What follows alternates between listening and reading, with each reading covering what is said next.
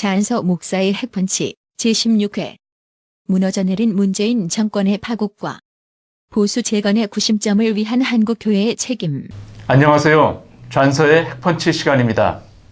오늘은 무너져 내리는 문재인 좌파 정권의 파국과 보수 세력의 복원의 구심점으로서의 한국교회의 책임에 대해서 좌안서 목사님 모시고 말씀 나눠보도록 하겠습니다. 목사님 그동안 편하셨죠? 네, 안녕하십니까. 네, 한국의 문제가 이 미국에 사는 저희들에게도 상당히 근심이 아닐 수가 없습니다. 어제는 또 고성에서 강원도에 큰 산불이 일어났는데요. 정말 문재인 좌파 정권 어떻게 지금 파국으로 치닫고 있는지 한번 또 말씀해 주시죠. 예, 이 시간에도 한 세 가지의 그 타이틀로 이 문제를 한번 짚고 진단해 보면서 말씀을 드리려고 합니다. 네. 그 첫째로는 이 북한 신드롬의 허구에 마냥 매달리다가 이 팽당한 문재인이 아니라 문죄인과 그 추종 세력들의 꼴불견, 뭐 이런 서브 타이틀로 잠깐 그 내용을 살피면, 네. 그 얼마 전에 있었던 그 최혜원이라는 그 여자 국회의원 있었지 않습니까? 네. 참 그 엄청난 그 비리라고 해야 되나요? 아니면은 그 어떤 기득권 행사. 그런데 부끄러운 줄 모르고 그 자기 부친이 그 좌익의 또 어두머리 중에 하나로서 그 한국 그 초대사회, 근대사에 어떤 엄청난 그 민족적 죄를 범했는데도 이 사람을 그 국가 유공자의 반열에 올리는 일을 위해서 물불을 안 가리고 이제 날뛰다가 결국은 그 여당에서 탈당을 하는 그런 총거까지 일어났습니다. 근데 최근에 그 지상 보도를 통해서 밝혀진 걸 보면 그 분명히 특혜 중에 어떤 특혜로 그 보훈처에서 그런 어떤 상급이라고 해야 되나요? 그 크레디빌리티를 준 거죠. 또 그 외에 그 이해찬이라는 그 국회의원 있지 않습니까? 네. 지금 뭐 여당 대표로 있는 것 같은데요. 뭐 20년 집권 하다가 또 갑자기 뭐 100년 집권 뭐 이러고 이상한 그 논리로 지금 그 정치판을 뒤흔든 그런 웃지 못할 총각들이 있었습니다. 이런 것들이 다 그 하나의 꼴불견의 모습이죠. 머물전 망신을 꼴뚜기가 시킨다는 우리의 속담처럼. 네. 그 외에 그 청와대 그 대변인으로 김의겸이라는 사람이 있었지 않습니까? 네, 네. 어떤 그 부동산 투기를 뭐 건절시키고 뭐 집값 안정을 도모한다 뭐 이러고 이제 그 공약을 내걸고 나왔는데 문재인 정권이. 네.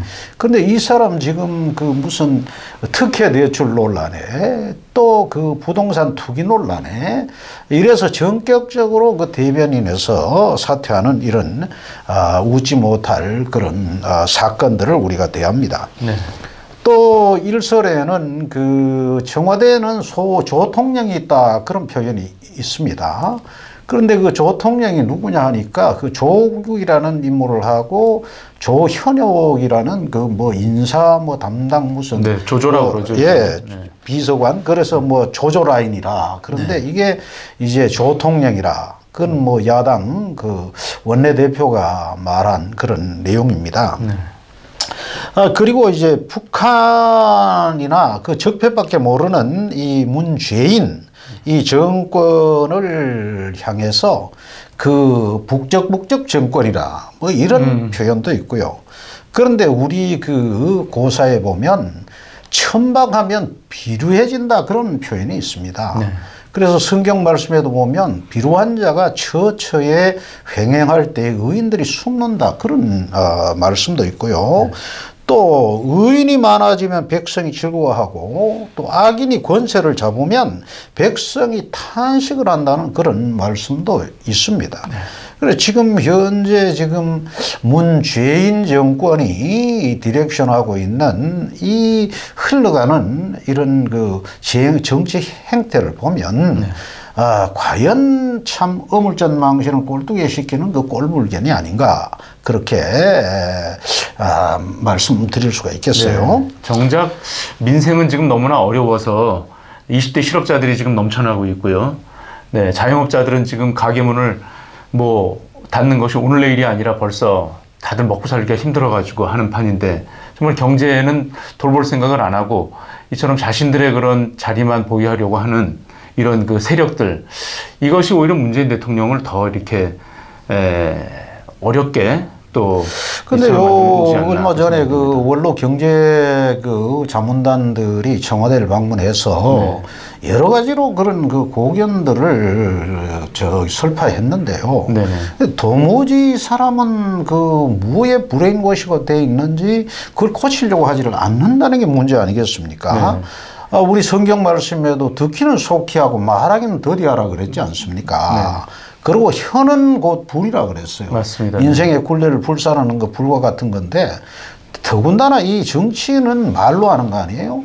뭐 좀 표현을 하자면 또 예를 들자면 미국 그 정치에도 지금 트럼프 대통령이라는 사람이 이 거짓말에 아주 뭐 기너스북에 올라갈 정도의 그런 거짓말장이로 이 참 정치인들이 이 거짓말을 밥 먹듯이 한다는 건 이건 비극이고 참 이 국민들의 어떤 그 탄식의 그런 어떤 빌미를 주는 내용이 아닌가 그렇게 생각이 듭니다. 그래서 이제 우리 크게 또 하나 우리가 짚고 넘어가야 될 내용은 더 이상 물러설 곳이 없는 이 한국 보수 세력의 역사적인 책무에 대해서 한번 말씀을 드려야 될 것 같아요. 네. 이번에 그 한국의 지방선거와 그 보궐선거에서 나타난 그 민심을 우리가 그 민심은 천심이라고 네. 그 민심을 읽을 수 있지 않겠습니까? 네. 그래서 이 경제 파탄으로 본 이 퍼주기식 정책 이거 실패죠. 근데 이것은 우리만의 문제가 아니라 그 문재인 대통령이 뭐 소득 주도 성장인지 뭘 하는 거를 뭐 족보이는 정책이라 그렇게 표현을 한 적이 있는데 이 퍼주기식 정책은 족보이는 정책이죠. 왜냐하면 지금 남미에 우리가 방문을 해보면 아르헨티나가 적어도 세계 경제 6대 부국 중에 하나입니다. 그리고 문맹률 1%, 뭐 하여튼 그리고 이 남한에 28개나 된 국토를 가지고 있고요. 그렇죠. 네.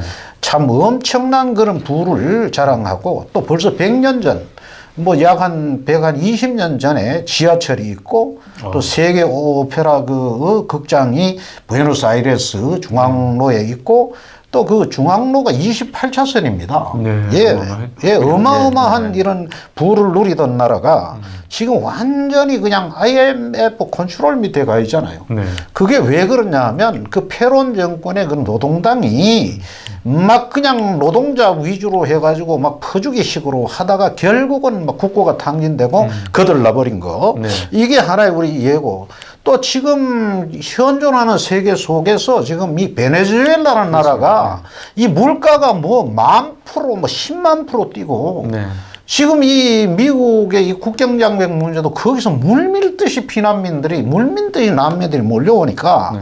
이런 어떤 그 미국의 보수파들 특히 공화당 중심으로 이런 어떤 정책을 지금 입안하고 또 이걸 밀어붙이고 있는데 네. 어떤 면에서는 설득력이 있는 거예요. 네, 그렇죠. 그래서 우리가 조금 전에도 우리 사회자께서 지적을 하셨지만은 지금 이 한국의 이 실업 대란 이건 정말 지금 OECD 국가 중에서 참 이게 뭐 선두를 왔다 갔다 하는 그런 내용이고요. 그다음 교육 대란이죠. 교육 대란. 네, 그렇습니다. 네. 뭐 이 어린이 킨더가든부터 네. 뭐 유치원부터 이게 뭐 고등학교, 대학교 이게 난리고요. 그다음에 이 수출 대란입니다. 지금 이 수출이 이제 그 감소해 가지고 이 수출로 먹고 사는 나라가 이게 이제 지금 어디로 갈지 모르는 이런 상황.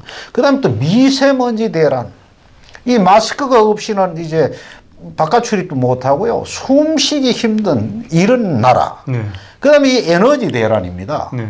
이번 여름에 아마 큰 문제가 나올 것 같아요. 그렇습니다. 왜 그러냐 하면 이제 그 원전을 다 없애고 풍력 발전이나 태양광을 한다고 했는데 이게 또 이게 연구도 없는 정책 아닙니까? 그리고 자연을 훼손하고 뭐 오히려 거기에서 나오는 부작용이 더 큰 그런 상태고 그러다가 이 화력 발전소를 돌리니까 석탄에서 나오는 이 미세먼지가 중국에서 넘어오는 거 반, 한국에서 생기는 거 반. 뭐 그 화력발전 또는 뭐 경유 뭐 이런 데서 그런데 문제는 이걸 해결할 어떤 능력이 없다는 거예요. 이게 설득력이 없다는 겁니다. 이게 그렇지 않습니까? 정치하는 사람들이 이게 국민들이 설득이 되면 참죠. 네. 또 국민들이 설득이 되면 뭉치죠. 국민들이 설득이 되면 함께 가는 겁니다. 네. 그런데 머리 따로 몸통 따로 손발 따로 이런 정말 따로국밥이죠. 네. 그런데도 지금 제정신을 못 차리고 여러 번 우리가 지적한 이야기지만은 이 펭귄걸음 뒤뚱뒤뚱해서 이게 어느 방향으로 해서 가는지 갈지자 걸음을 걸으면서 오직 한 곳 바라보는 곳이라고는 김정은이의 손길입니다. 네. 우리 시편 말씀에도 있듯이 계집종이 주모의 손을 바람같이 이 문재인이가 이 극악무도한 살인마의 손길을 바라보면서 그 사람이 그냥 춤추는 대로 지금 이중된 노릇을 하고 있는 이 안타까운 현실을 보면서 지금 우리는 참 이렇게 조국을 떠나와 있지만 그 바깥에서 보면 잘 보이잖아요. 네. 그 도로 두고 온 조국을 쳐다볼 때마다 옛날 그 이스라엘 백성들이 바벨론에서 여러 강가에서 예루살렘을 보면서 울었듯이 우리가 정말 기도할 때마다 이 두고 온 조국을 향한 그 눈물, 네. 참 눈물에서 이제 에레미야가 표현했던 그 표현을 지금 우리가 말하지 않을 수 없는 그런 절박한 상황이라고 생각이 듭니다. 네. 그래서 이제 한국 보수 세력들이 이게 하나로 뭉쳐져야 돼요. 이번에도 그 창원 보궐선거에서 만약에 그 뭐 애국당이라든지 무슨 미래당 이게 하나로 합쳤으면은 그 국회의원 한 자리가 더 얻어오는 거 아니에요? 500여 표 차로 지금 이게 분산되는 바람에 뭐 그 많이 서바이벌 했다고 이야기는 하지만 그래가지고는 안 되는 거예요. 그래서 정부 국가와 민족을 위해서 하나로 뭉쳐가지고 이 풍전등화 같은 이 나라의 운명을 이제 이 보수 세력들이 다시 제자리로 돌려놓는 이 무브먼트가 이제 일어나야 된다고 저는 확신하고 있습니다. 네. 지금 말씀 들어보니까 보수 세력들이 정말 더 이상 물러설 곳이 없을 것 같습니다. 실업 대란, 교육 대란, 수출 대란, 미세먼지 대란, 에너지 대란 어느 것 하나도 정책을 잘 펴서 정말 국민들이 안심할 수 있는 무슨 대책도 내놓는 게 없는데요. 포퓰리즘 정책으로도 한계가 있는 것 같고요.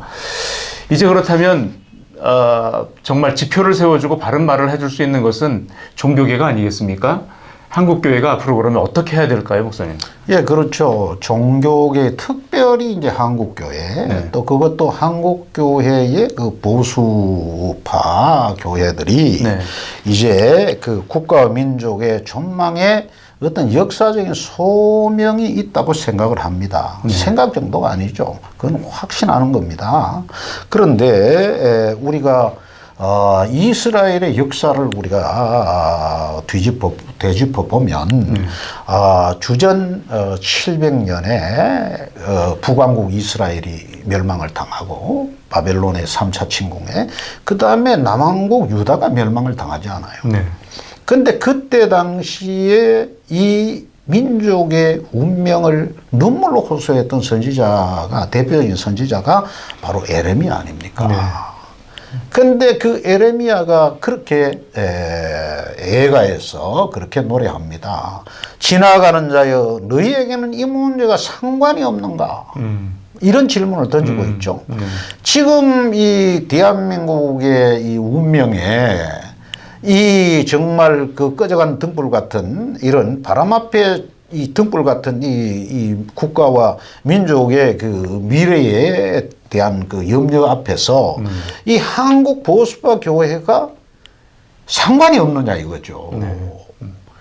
교회가 깨어나야 됩니다. 네. 교회가 망하면 민족도 망하고 국가가 망하는 걸 역사의 거울을 통해 우리가 자세히 들여다볼 수가 있죠. 그렇습니다. 네. 그리고 이 세계사의 그 흐름에서도 우리가 이 문제를 우리는 간과해서는 안 될 줄로 생각을 하는데요. 그 스페인과 포르투갈이 캐톨릭 국가 아니에요. 네.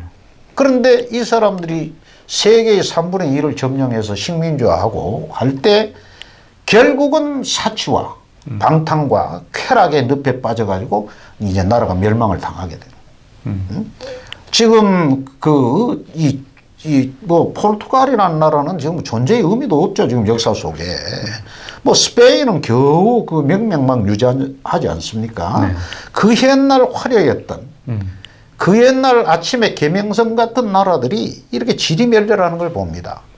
또 우리가 네덜란드가 그 청었다는 나이프 하나로 세계를 좌지우지했던 때가 있어요. 그 네덜란드라는 나라도 지금 현재 뭐 이름의 존재의 의미 외에는 뭐 별로 세계의 이 열강 속에서 뭐 아무런 그 존재감이 없죠. 네.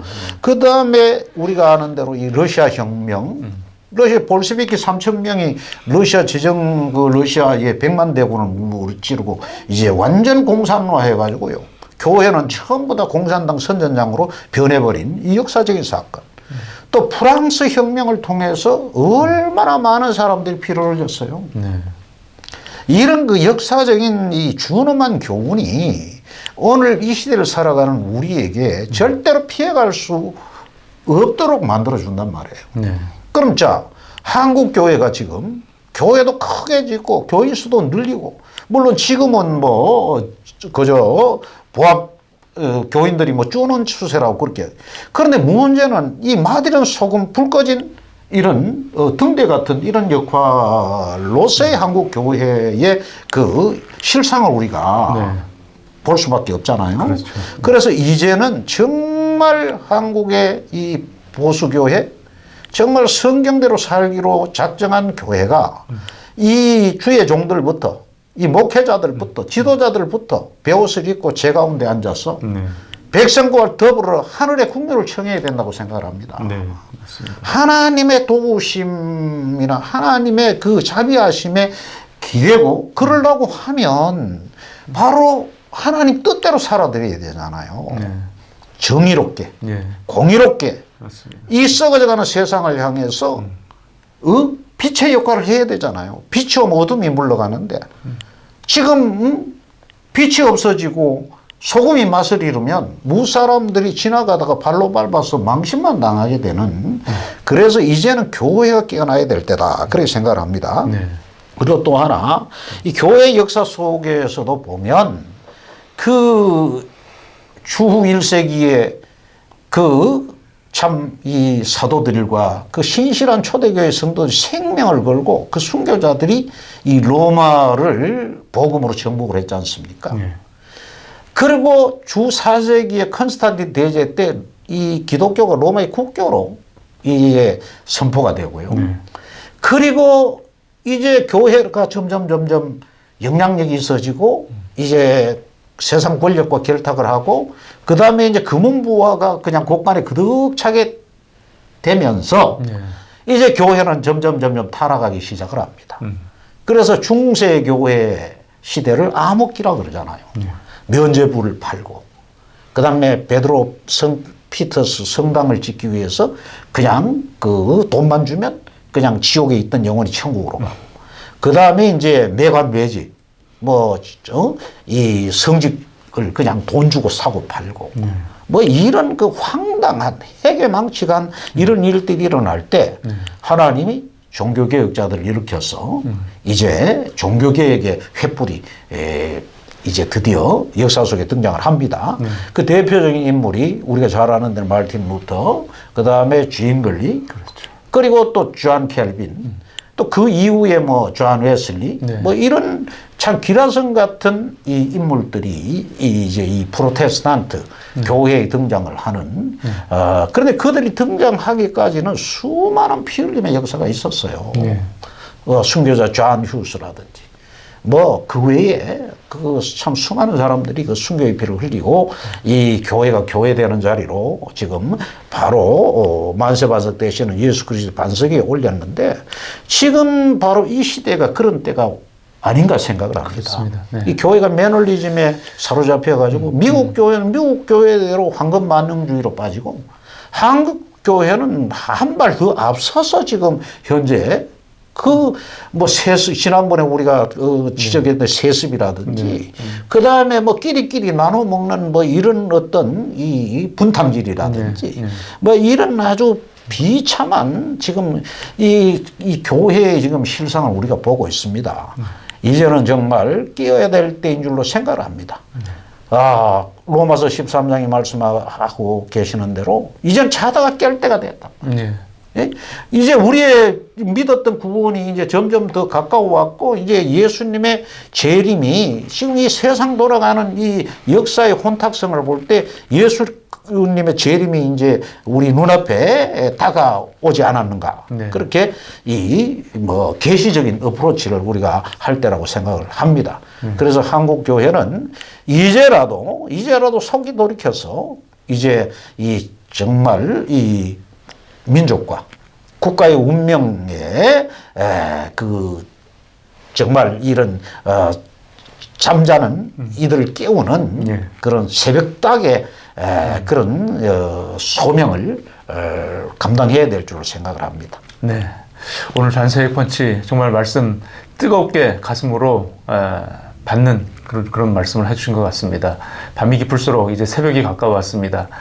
지나가는 자들이여 그대들은 상관이 없는가라는 말씀 오늘 되새기면서 잔세 핵펀치 시간 여기서 오늘 마치겠습니다. 감사합니다. 감사합니다.